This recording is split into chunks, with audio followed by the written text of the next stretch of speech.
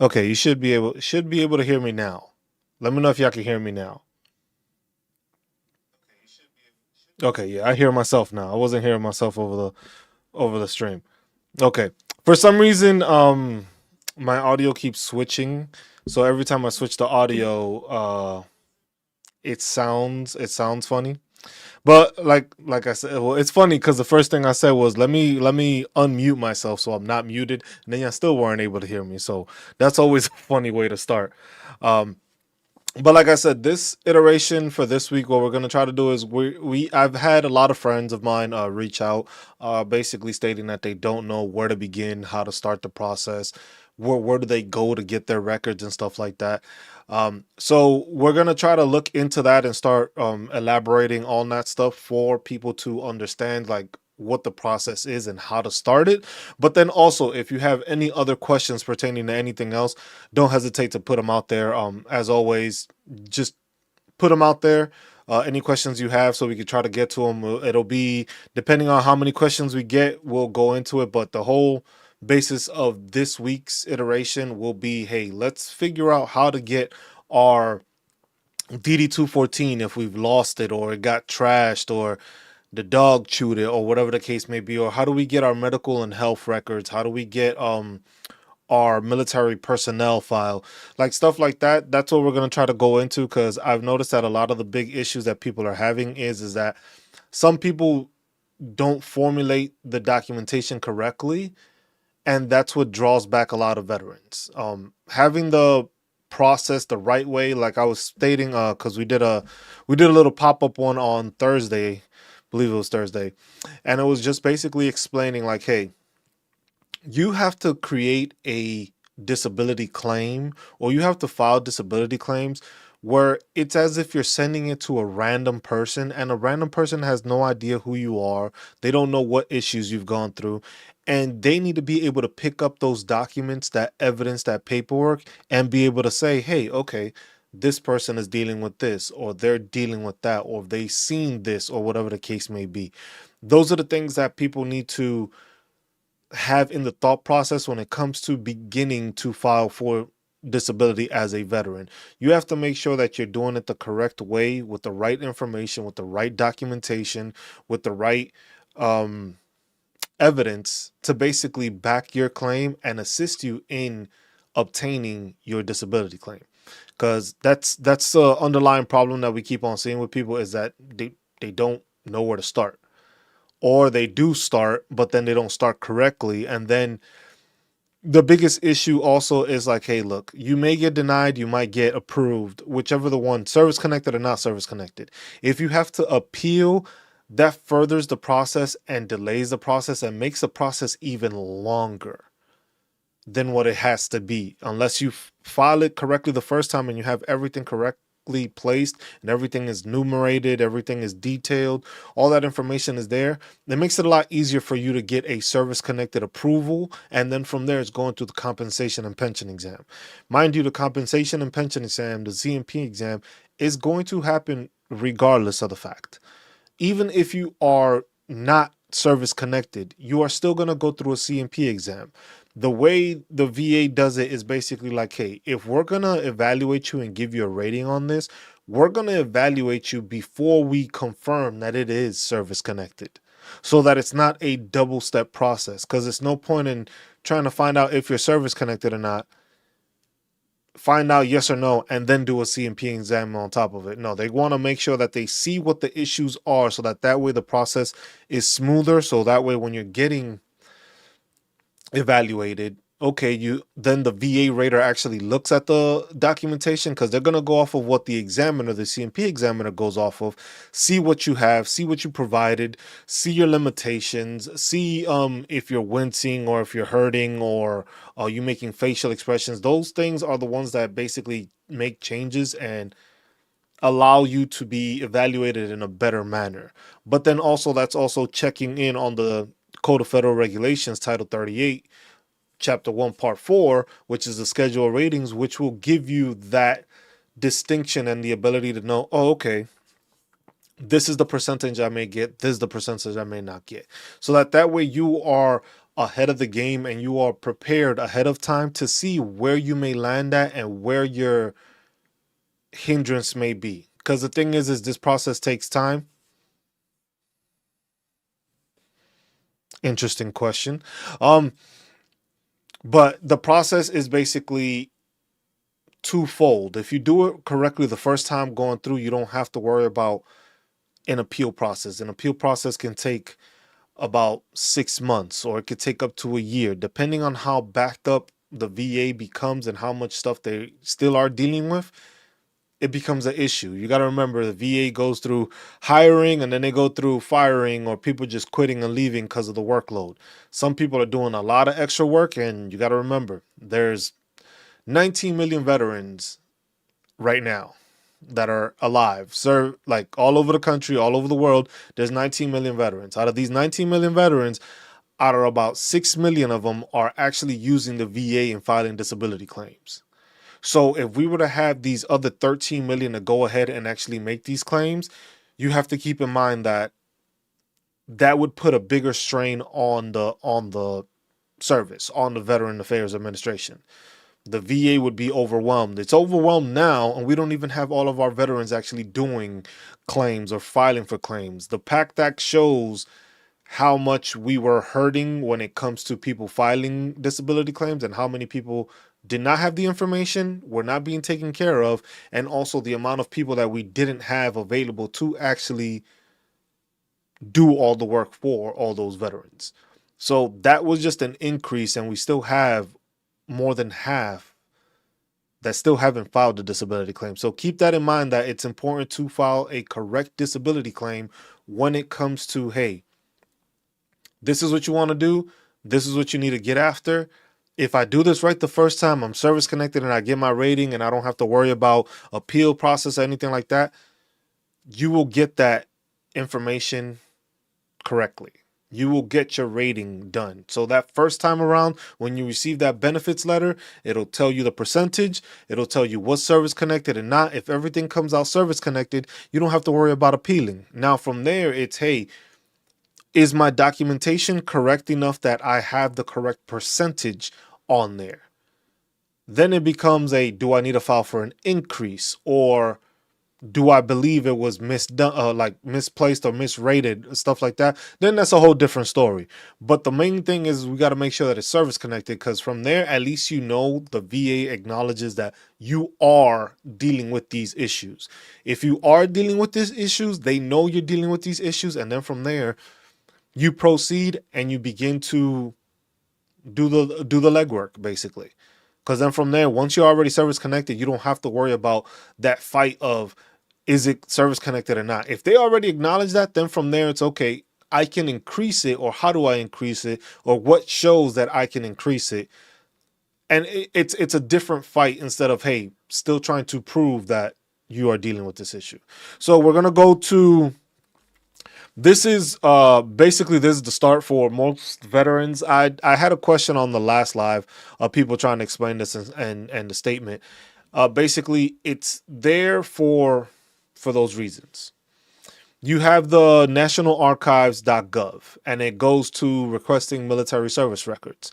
So one of the questions I had on the last live that somebody left it as a comment, because like I said, if you like the information, please like, subscribe. If you have any questions or anything that you need referring to, or anything you want acknowledged, or a question that you may have, make sure to leave them in the comments so that way I know and I can go into the next week trying to make sure I can answer those questions, because I like doing it on live because it's a lot easier. But then with time, we'll start making videos to answer specific questions so that way it's easier. So this part of the video will probably be highlighted and snipped off so that people understand. So this is the National Archives .gov site. So you can just type in www.archives.gov and it'll take you to this, and it'll have veteran service records on the top, the second tab on the right. So this is the tab right here.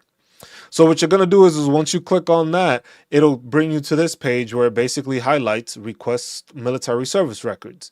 Recent military service and medical records are not online. However, most veterans and their next of kin can obtain free copies of their DD-214 report of separation and the following military service records any of the ways listed below.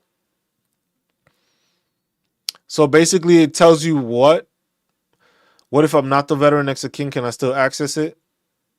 It gives you all the information. So it has like the frequently asked questions. You have that there, and you can click on that. But basically, what you're gonna do is like you can start an online request form, and it gives you the different information and the different visualization of what it is that you can actually request. So you can request a DD-214 separation document, which is an important document when it comes to trying to get a federal job, which I just made a short off of.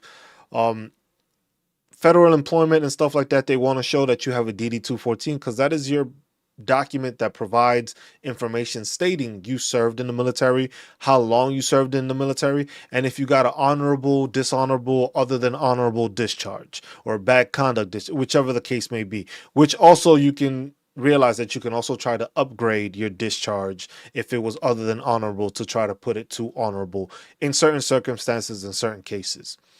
Then you have the official military personnel file, the OMPF. So this usually has information. Some information may be beneficial to get from there, but this is something that, hey, if you're going to start going through your process of disability, get all the documentation you can get.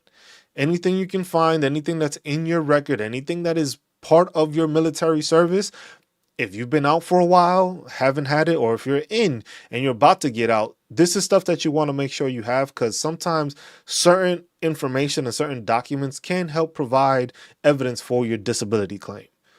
In your personnel records, if it was a time where it was just like, hey, you had when it comes to like a PTSD claim, you can provide a document. If there's a document showing that this happened on this, or it was a record of an incident that happened, that's something that you can provide also as evidence to show like, hey, this was the time I went through this process, or this happened, and this is what I had PTSD for. This is what causes my anxiety, my depression, all that stuff. And it's in your records. That's evidence you can use, and you can upload that as part of the evidence. Also, replacement medals. This is basically if you need to get any medals replaced or awards, stuff like that.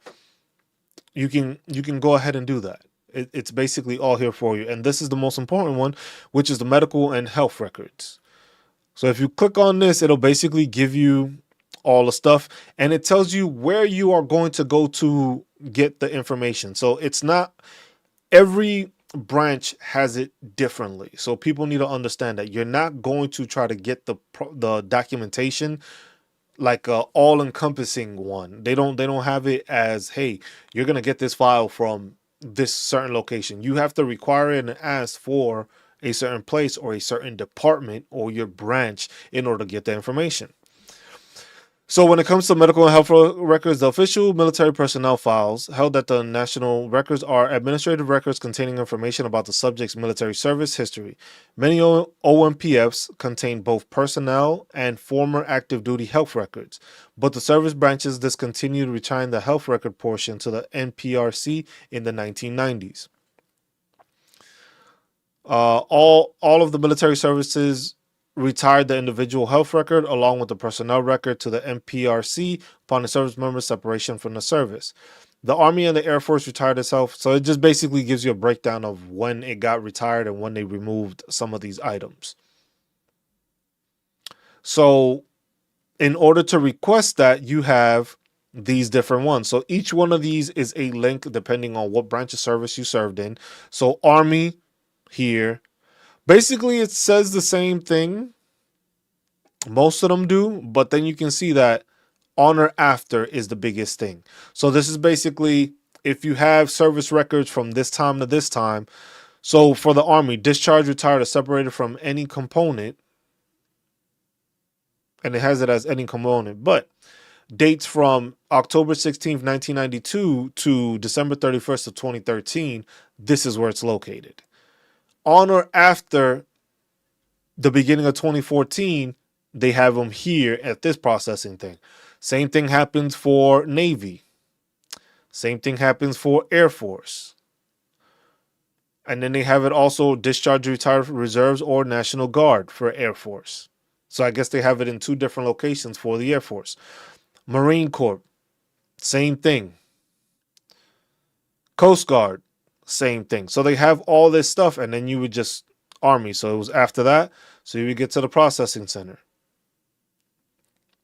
So this is who you would have to contact. So you can call them directly for the Army, gives you the information. Human Resources Command, Record Processing Center. Same thing for the Air Force. And this one, it's interesting because it has it different. I was reading on Reddit, a lot of people who went through their med board says fight for retirement. Is retirement worth it over severance? The big difference is TRICARE for retirement, but there's Champier. So discerning.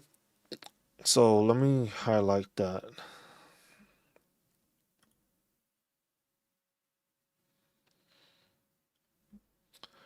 So this is the statement.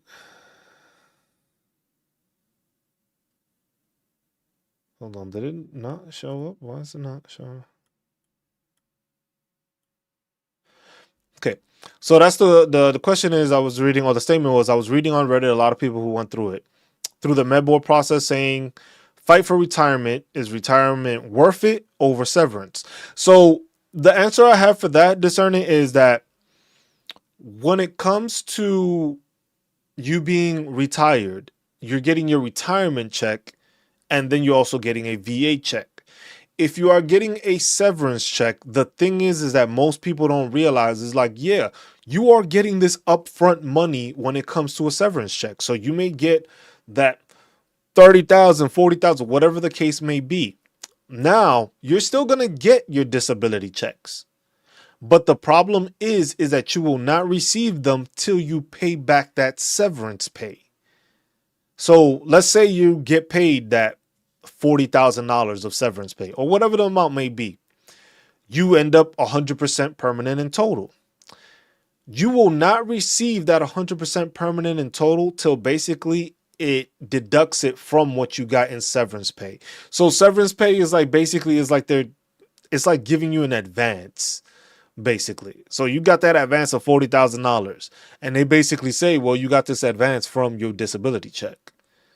So now you have to pay up until you complete that $40,000, which is going to take you, if you're going through it and depending on your rate, if you get 100%, that's like about 3,000. That's about 10 months of you not receiving, or more than 10 months, because it's like 3,700, 3,800. If you're just 100% P&T, you're receiving that pay, but it's being offset by the amount that they gave you in severance pay. See what I'm saying?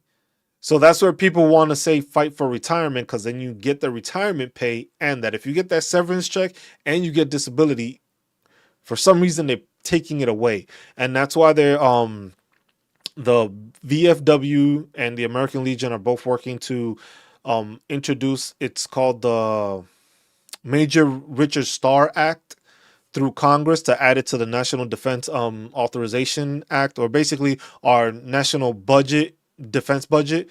They're trying to add that on there to include it so that gets removed. So that basically if a service member gets med boarded and they get a severance pay, they don't have to pay back in disability form, which is something that a lot of people don't know. So if you receive that severance pay and you get disability, that is going to be offset. So you will not be receiving that disability pay till all the amount that you basically got paid up front is recouped.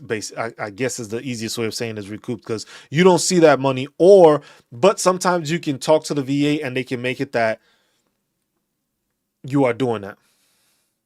I won't get a retirement paycheck since retirement through the member and lessons for just medical retirement. But still, medical retirement is still you still get a check, I believe. But at the same time, since you got medically retired, so basically that's what that Major Richard Starr Act is for, is that they are trying to highlight it and make sure, like, hey,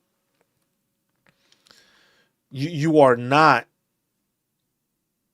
like, the way they try to make it seem is like you're double dipping is what they're trying to basically put it as, when you're not double dipping. Because basically, if you're getting medically retired or med boarded, that's not because of you wanting to get out. That's basically the military saying, like, look, this person cannot continue to serve.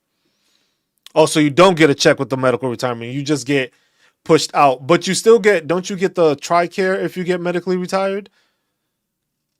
The medical retirement still gives you some of those benefits of retirement, but just not the pension pay. But then at the same time, it's just like you're going to get that severance pay, but then your disability is not going to be counted towards it. So since you're not getting that pension pay, you still, I believe, are able to get TRICARE for life.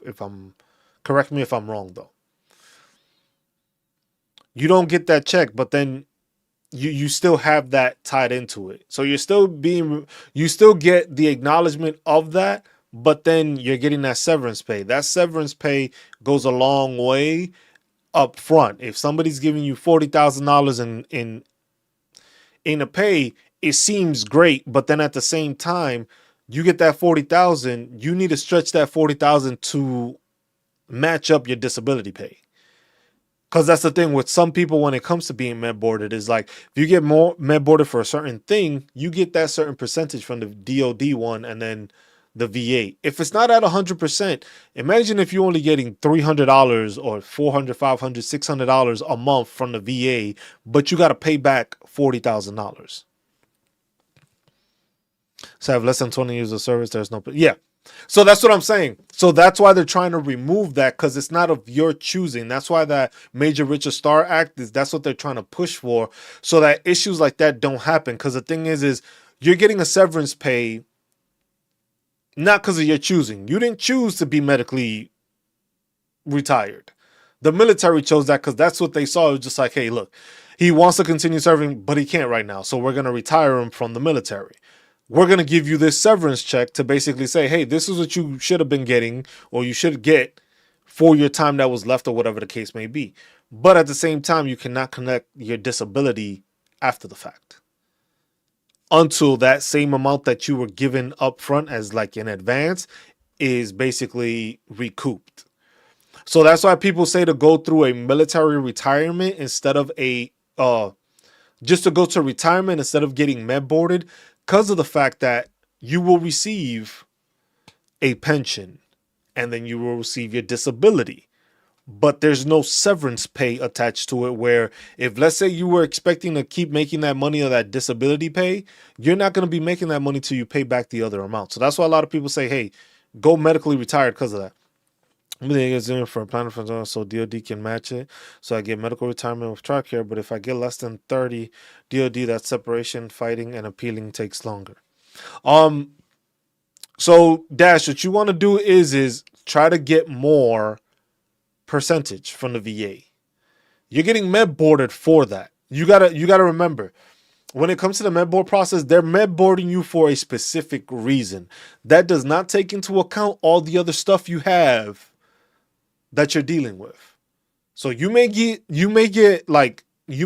med boarded because of your feet, but you can still have ankle, hip, shoulder, back, migraines, PTSD, depression, anxiety, sleep apnea, GERD, irritable bowel syndrome. Like all this stuff can be interconnected, and that pushes your rating higher for the VA. If you have 20 years of service and med board, you get medical retirement regardless of DOD rating since you have 20 years of service. Yes, but the thing is the difference is I think when you have the 20 years, you start receiving that pension. You see what I'm saying? So that's the thing, Dash. You are getting med boarded for whatever reason you're getting med boarded. One thing. The VA is going to match basically that same thing because it's like, oh, he got med boarded for that. We're going to give him a certain percentage. But you got to remember, the Code of Federal Regulations dictates, the Code of Federal Regulations dictates what it is percentage you're getting for plantar fasciitis. So let me see. Hold on. No, not that. Let's go to the CFR. So plantar. Why did that?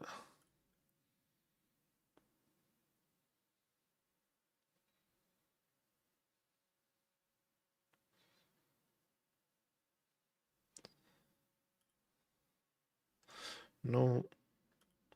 So let me see if I can find it here. Degenerative arthritis.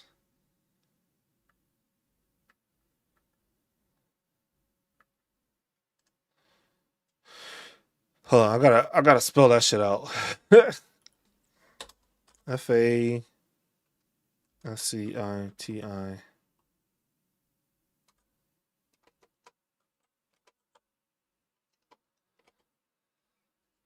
It won't. I don't know how to spell that damn word.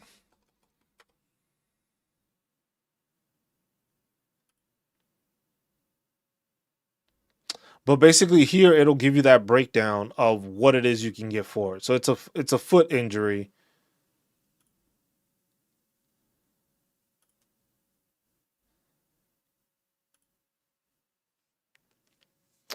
Fasciitis.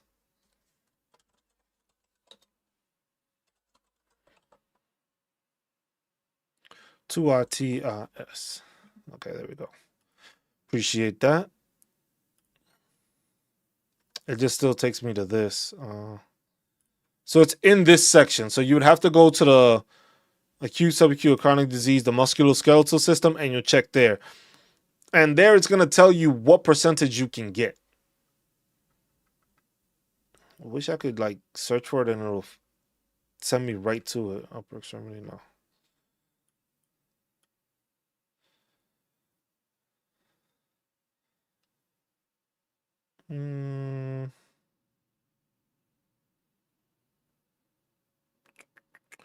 The rest, elbow and forearm, shoulder and arm. Upper extremities, no.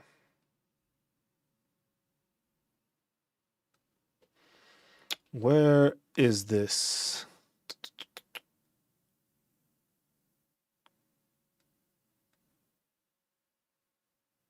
It's in here somewhere. But basically what I'm trying to say is that basically you are going to receive that percentage. You're getting med boarded. You're getting med boarded. That's there. Yes, and that's the thing. So that's what I'm saying. So you're getting med boarded for one specific reason. That's your med board. With the VA, you are claiming everything else. So they're going to tie that claim into it because it's like you're getting med boarded for it. Clearly, it was done by the military. So that's going to be service connected. And they're going to give you whatever it is. Plantar fasciitis, I think you can get, I think is like the 30% is the maximum for how bad it is. And basically, if you're getting med boarded for it, you're basically going to get the highest percentage on there. Most likely. Don't take it as is, but chances are that's what's going to happen. The issue being is that you still have other claims.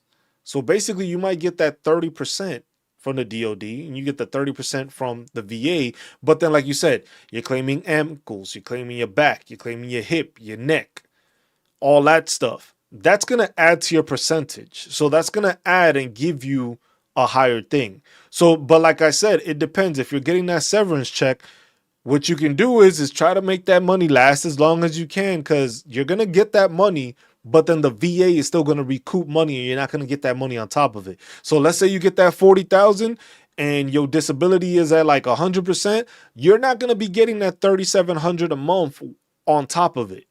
You see what I'm saying? So that's where a lot of veterans don't understand that and don't realize that. It's just like, oh, I got the severance check and I'm gonna get disability.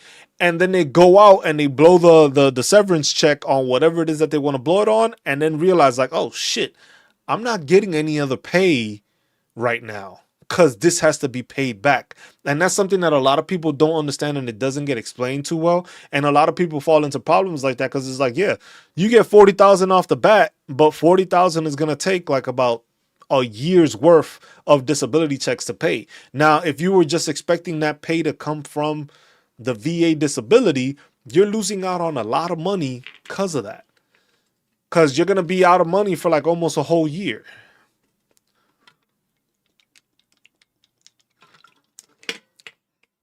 Yes, it is.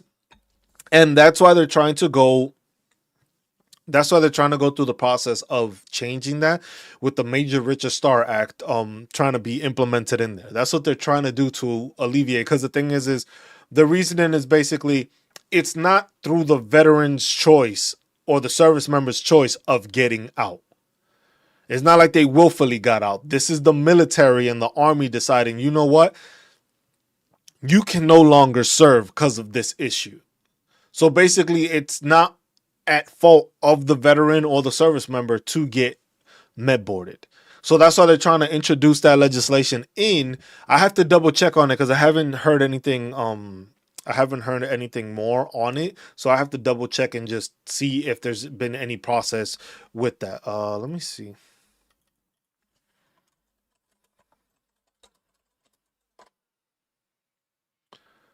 See where it's at.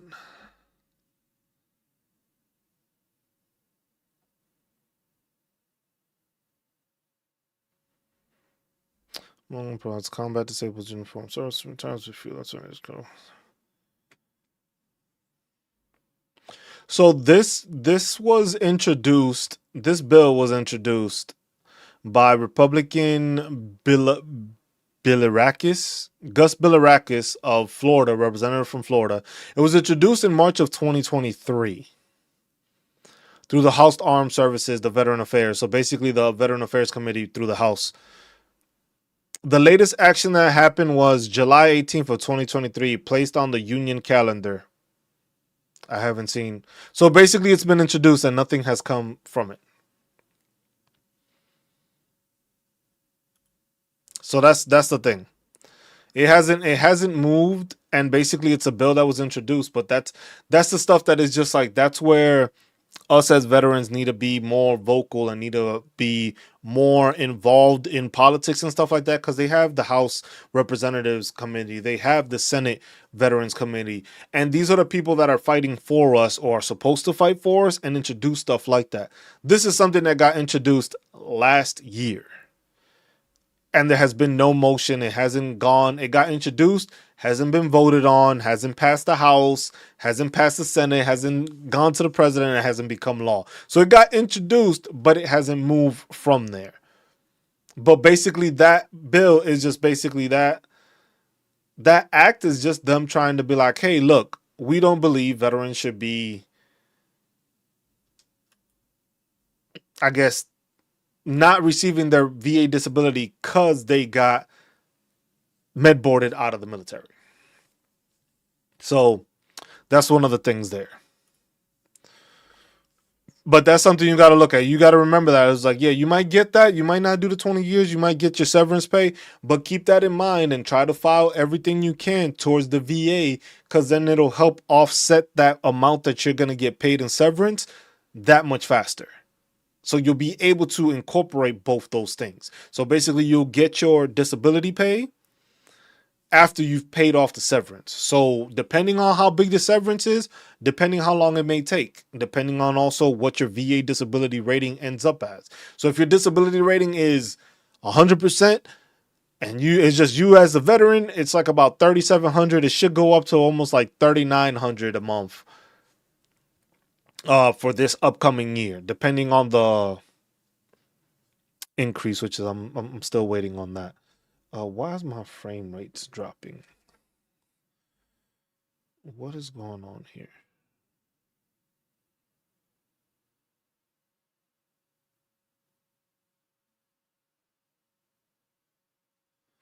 I'm not sure, but it says my frames are dropping. I'm not sure where it's dropping to.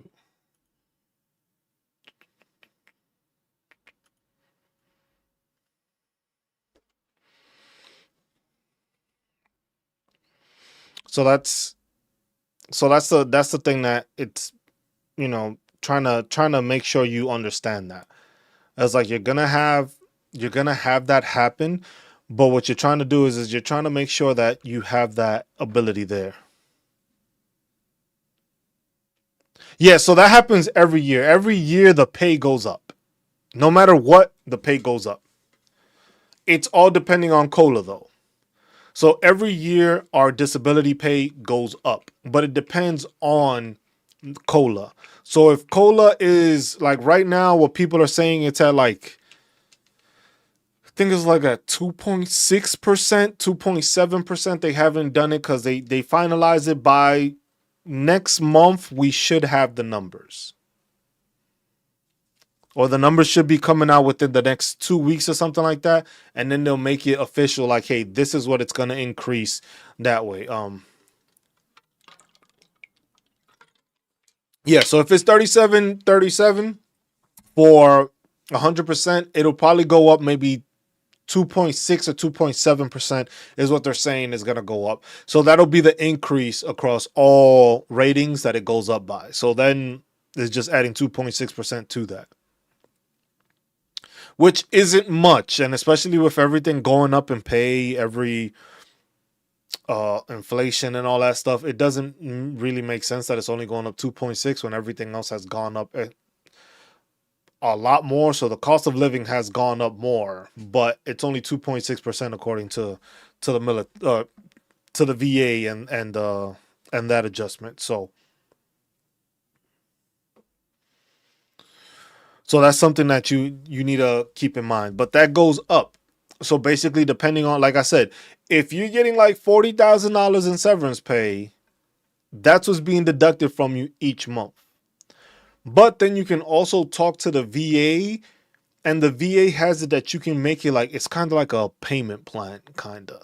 But I'm not too sure. You would have to speak on the VA because they can make it that, hey, you are paying this certain percentage every month towards that severance pay so that you can still receive your VA pay, but you're not going to get the full 3,700.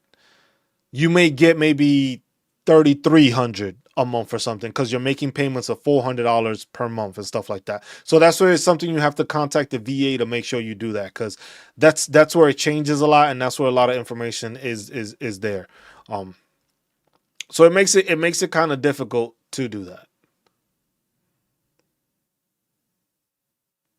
So yeah, it's not that big of an increase. $98 is not a huge increase that you're receiving. But that's what's going to be changing over the top of that. So that's why it's just like, yeah, it's not that big of an increase. It's really not, for how everything is going up and stuff like that. But then most of the other benefits also go up also. So it's not like it's just this that goes up. So your compensation goes up, but then housing goes up also.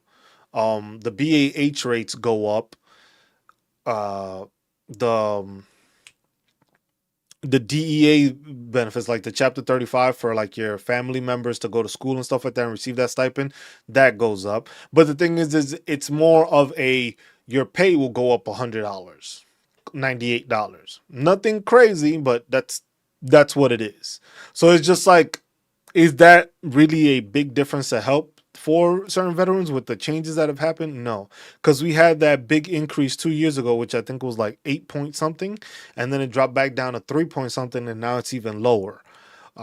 But that's something, to keep in mind when it comes to getting military retired or med boarded when you get that severance pay.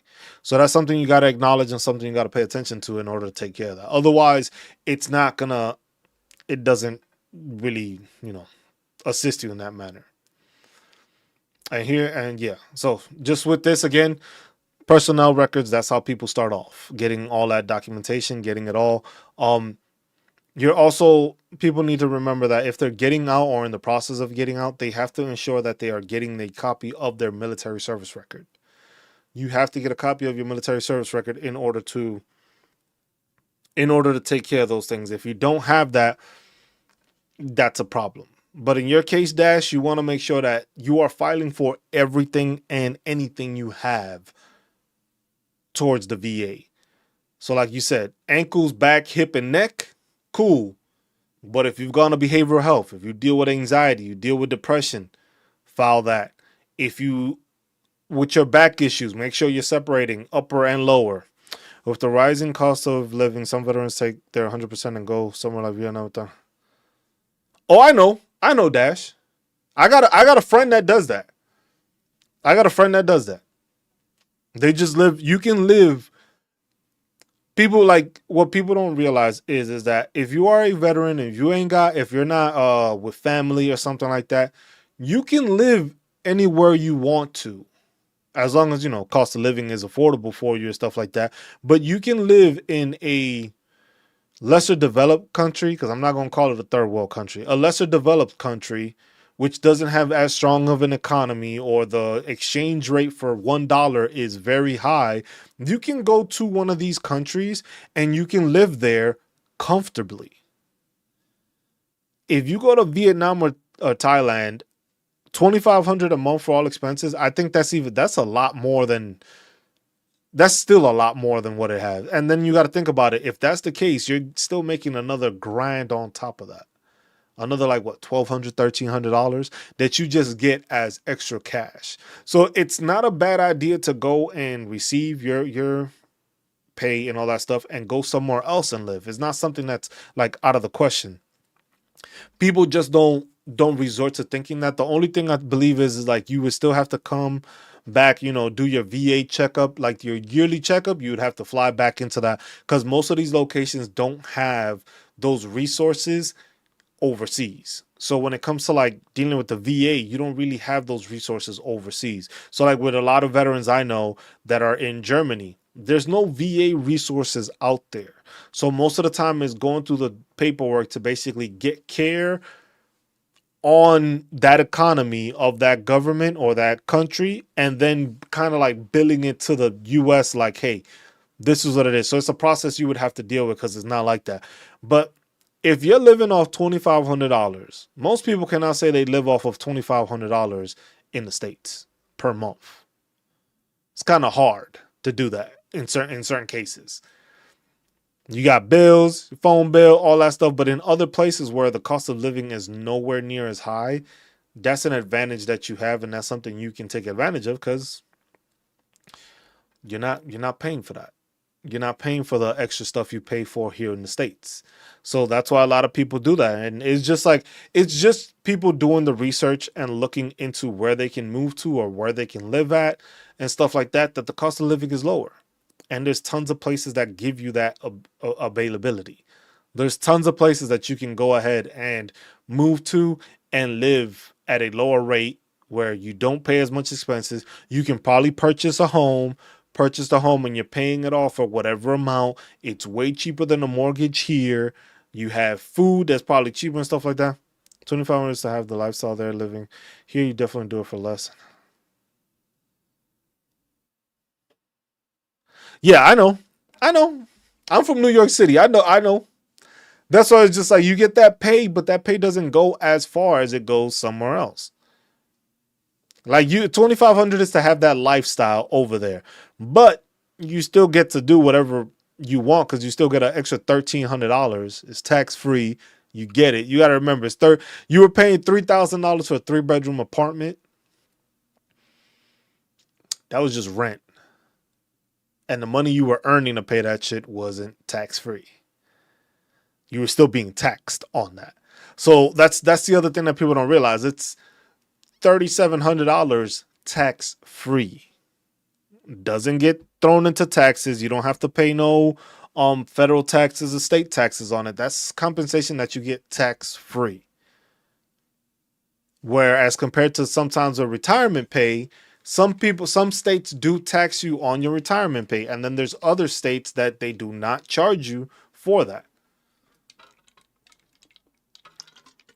So those are the things that people don't realize when it comes to taking care of the stuff they need to. Is just like, yeah, it's important, and it's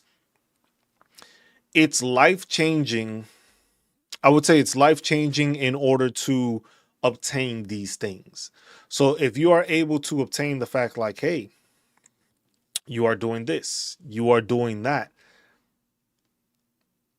If you get 100%, it's very life changing because you have income that's tax free for the rest of your life being paid to you. And what you do with it depends.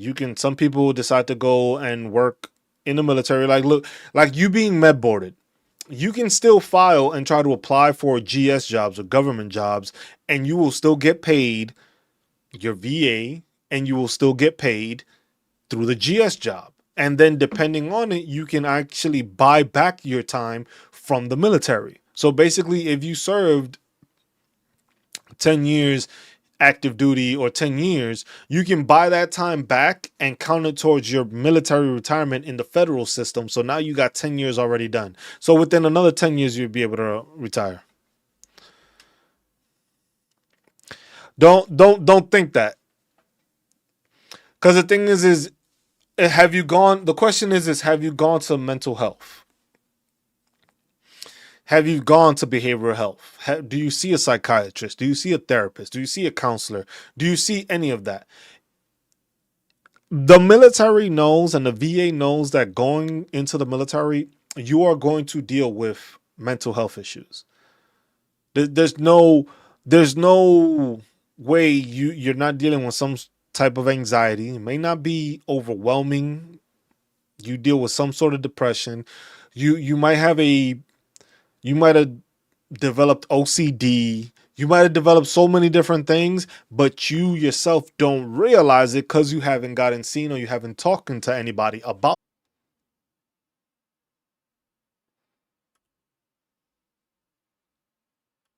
I'm trying to see because it's saying it's not receiving the stuff. I'm not getting the, and it's running poorly. So I'm trying to see. I don't know if my internet is crapping out or what the case may be. Okay, so on mobile, it seems to be back and running. On my main one is like where I'm having issues when it comes to visibility.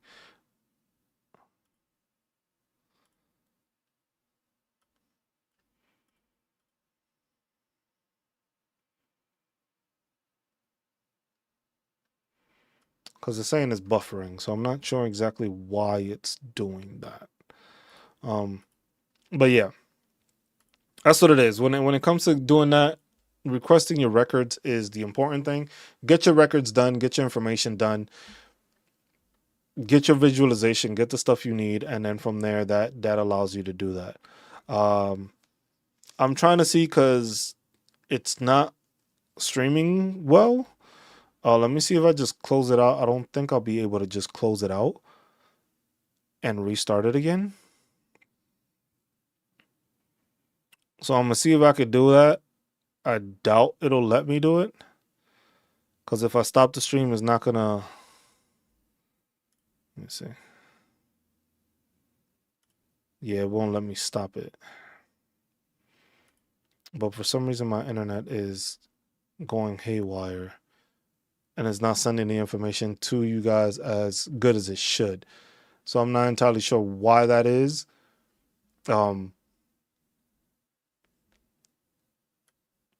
And I know people are going to be watching football and stuff like that. So I expect that to happen. But for some reason, my internet is nowhere near where it's supposed to be doing. And that just started happening. So everything is like buffering and I'm losing. Like my network is crapping out.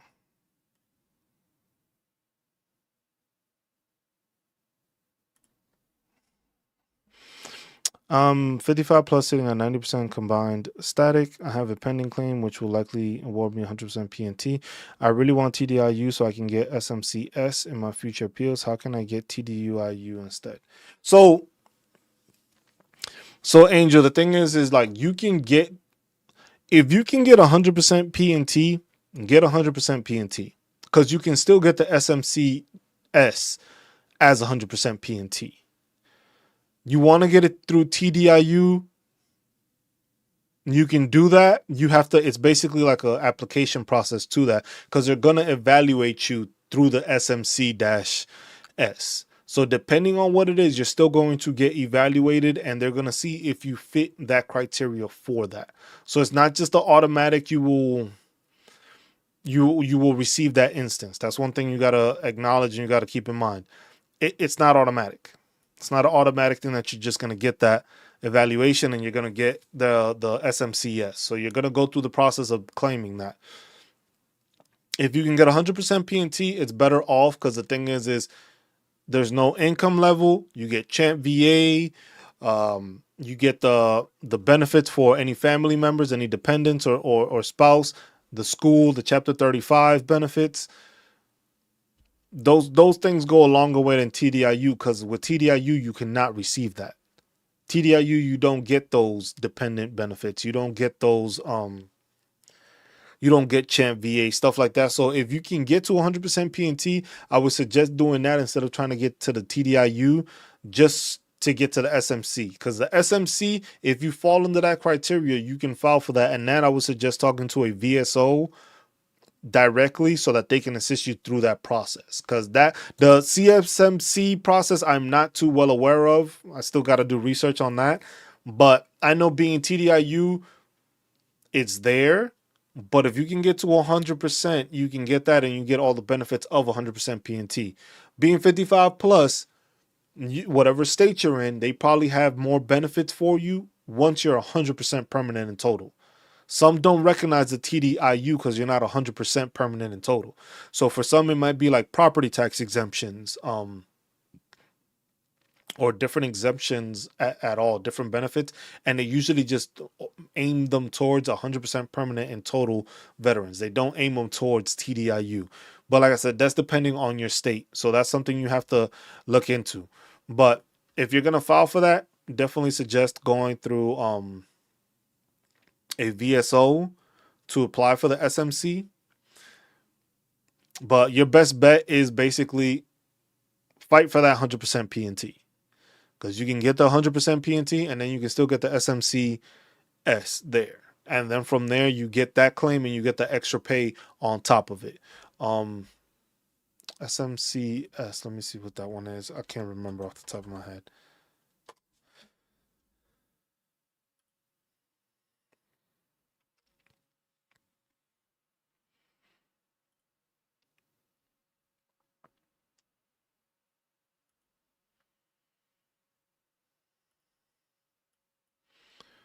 Because for S, that would mean it's an extra for the veteran alone is $41.83. But remember, you can also claim for K, which is like for ED or something. That is $128, like $130 something dollars on top, or anything because of maybe all the medication you're taking, all the stuff like that. That's something you can also claim on there to help with the pay on top of it.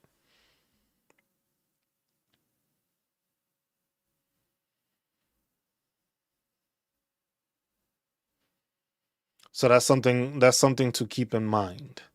You can go through the process, but the best process is it's always best. It's always best to try to get to 100% PNT because that affords you more benefits. TDIU gets you paid at the 100% mark, but it doesn't give you all those extra benefits. So if you're still working and stuff like that, or you're still earning income, you can only make, I think the threshold is about like close to 15,000. It's below 15,000, but I think it's like 14,000 something, some specific number.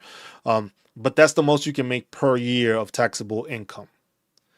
If you're 100% PNT, there's no cap. You can work whatever job you want. You could do little side hustles or whatever and make that income, and it's not taxable. If you make more than that as TDIU, you run into that problem where it's just like you're able to employ yourself, but you're making more money than the threshold allows. So that's something you got to keep in mind when it comes to that.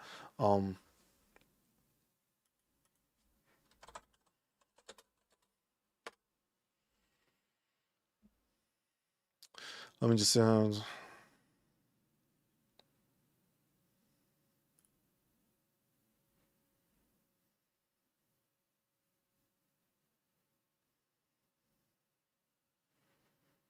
So, and it also says, Angel, that if you're gonna do it, you have to go through a higher level review, or it's called.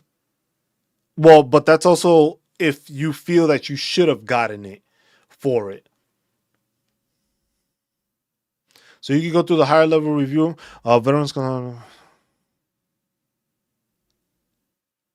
So the phone number that I see here, veterans can contact their nearest VA office. The phone number is 888-878-9350 to discuss their case. But like I said, best thing is call the VA, dial 0, get to the operator and ask them like, hey, I am trying to file for TDIU. I'm at 90% and I'm trying to file. I'm waiting on the thing. But the thing is they're most likely going to try to tell you to wait to see where that claim gets you, to see if it gets you to 100%. If you have these and you're over 55, because the over 55 is like a certain thing, like most of those are going to be static regardless because you're over 55. So that's the over 55 rule. The thing is you have to make sure that you are obtaining those things. Make sure to fight for that 100% PNT because it goes a longer way also. And especially when it comes to another thing is like dependents and spouses. Like,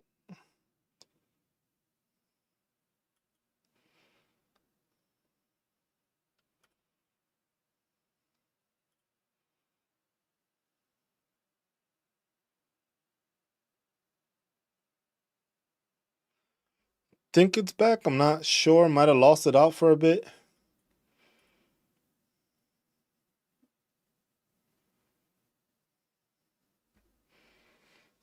Yeah, I kind of lost it real quick. Tried to make a couple of quick changes to see if I can get it up and running. But for some reason my internet is still very shoddy, which I'm not sure why it is.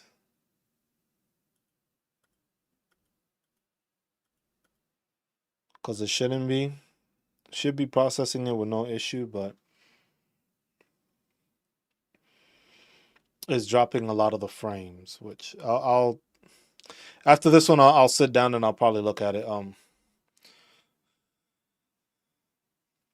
Yeah. And that's the announcement for Cyberlink. If you have any of these, those are just referrals for people to use.